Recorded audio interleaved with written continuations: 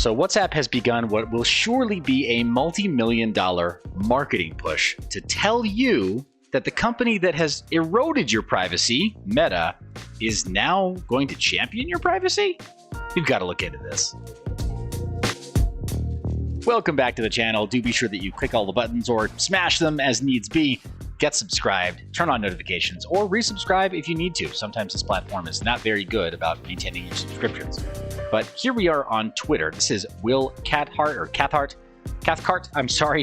Will, who I'm sure is a great guy and is currently the head of WhatsApp at Meta, formerly known as Facebook. And here's what they have to say about their product.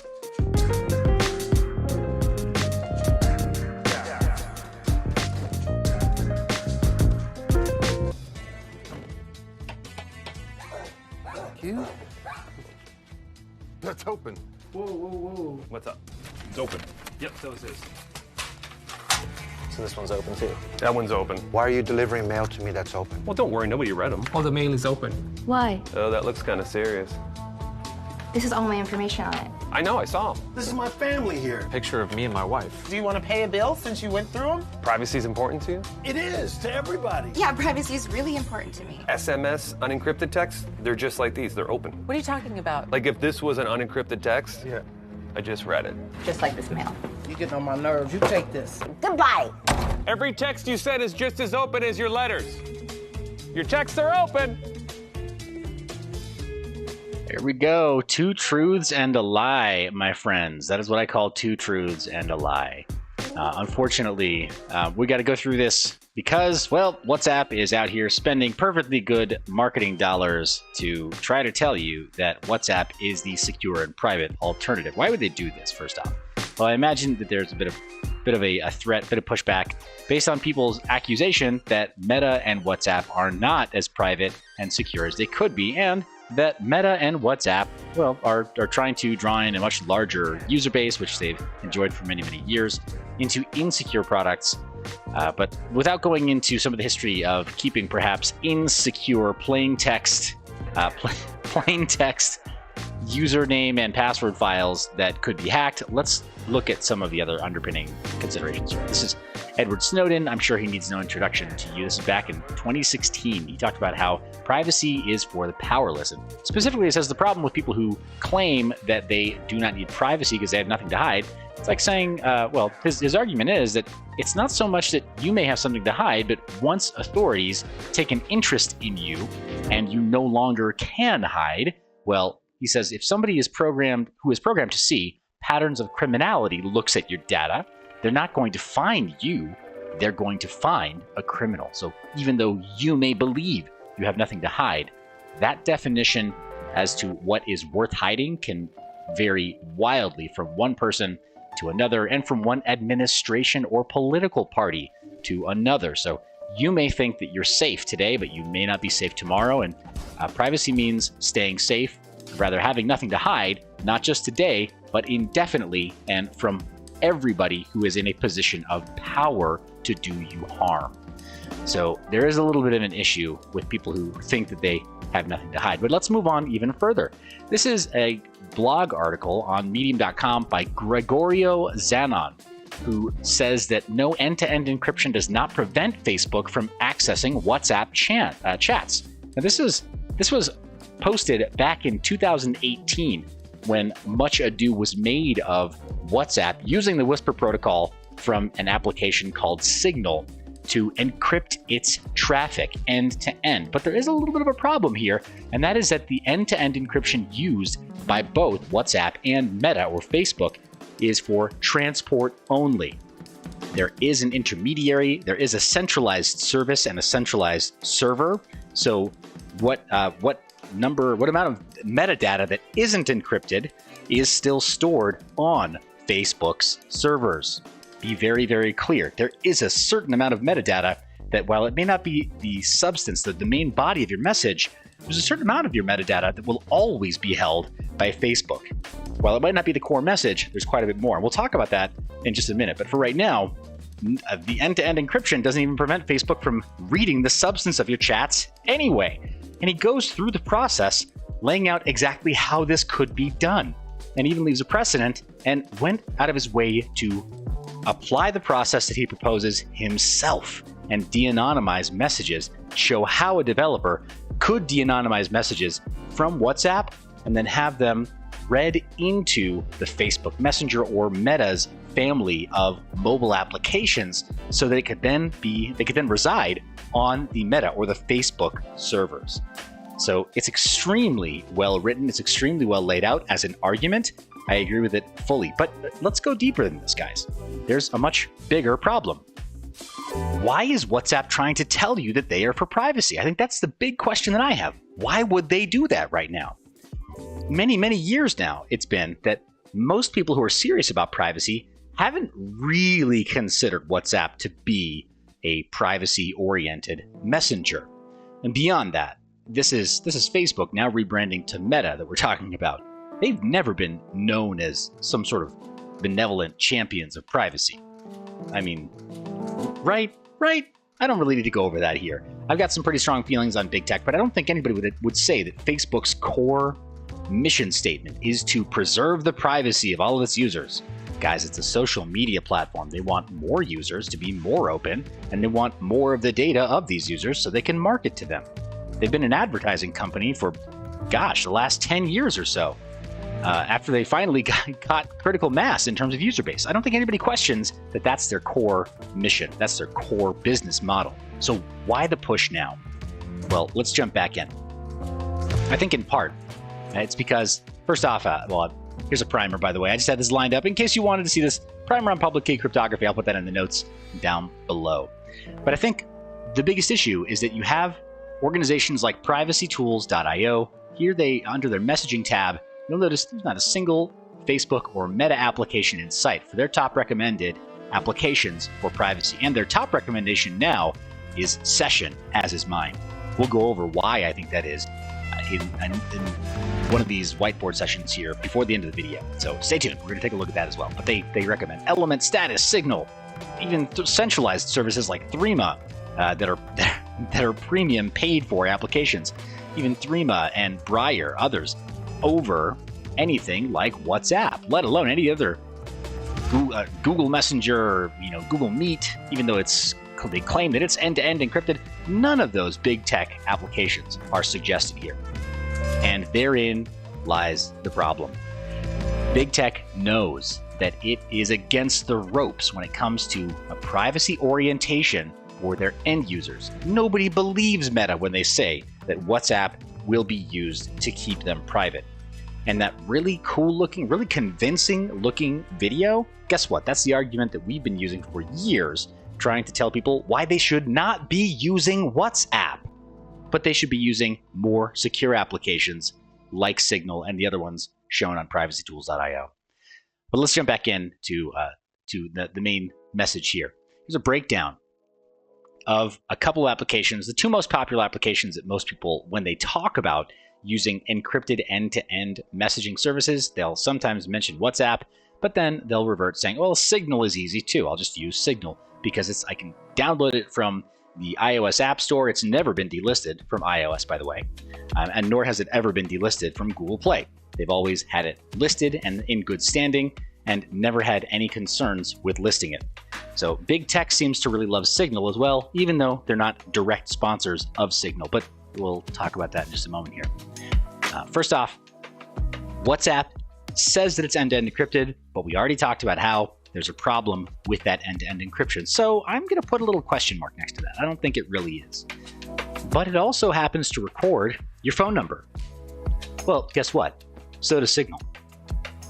Both WhatsApp and Signal require a phone number for registering your device on their networks. And in the case of Signal, that might not seem too threatening, but it does create a metadata trail that can be recorded by Signal's centralized service and their centralized servers. With WhatsApp, though, it also records the phone model of what you're using, the payment method that you have as a default in WhatsApp, meaning you could even have a credit card number stored inside of the application. They don't guarantee that that is encrypted, only that there's standard transport layer security or standard security applied to that account, which in the past, Facebook has proven that they can be very insecure with their storage practices of user data. So there's no guarantee that your payment is as secure as you might think. But then also the device ID, unique identifier of your phone, not just the phone model, but something that personally identifies your device, which can, of course, tell anybody who's interested or who requests this information from WhatsApp, tell them which carrier you use, which can then be used to fully de-anonymize you, purchase your call records, purchase your text messages, and all of that without a warrant. It also stores your advertising data. That's right, it's Facebook after all, or Meta after all.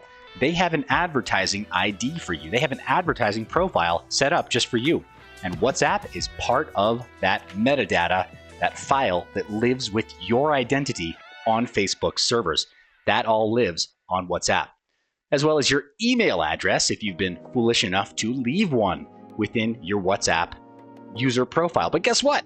Even if you weren't, air quotes, foolish enough to leave it with WhatsApp, if you have an email address over on your Facebook or your Meta account and it's associated with WhatsApp, they've already associated the two.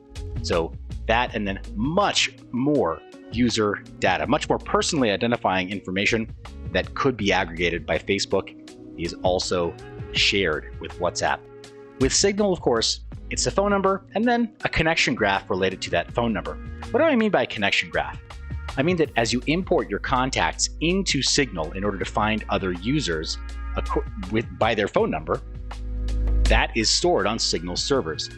How do I know that's the case? Well, I've migrated a Signal account from one phone to another and then instantly had new contacts suggested to me by Signal.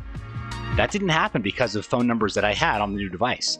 That happened because of phone numbers that Signal presumed I would want to be connected to on a connection graph.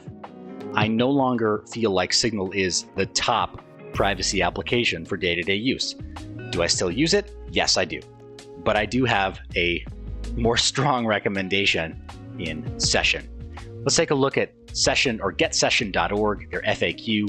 They have a phenomenal breakdown in an FAQ here, including a security audit, which was done last year. I covered it on this channel. They don't know that I'm making this video.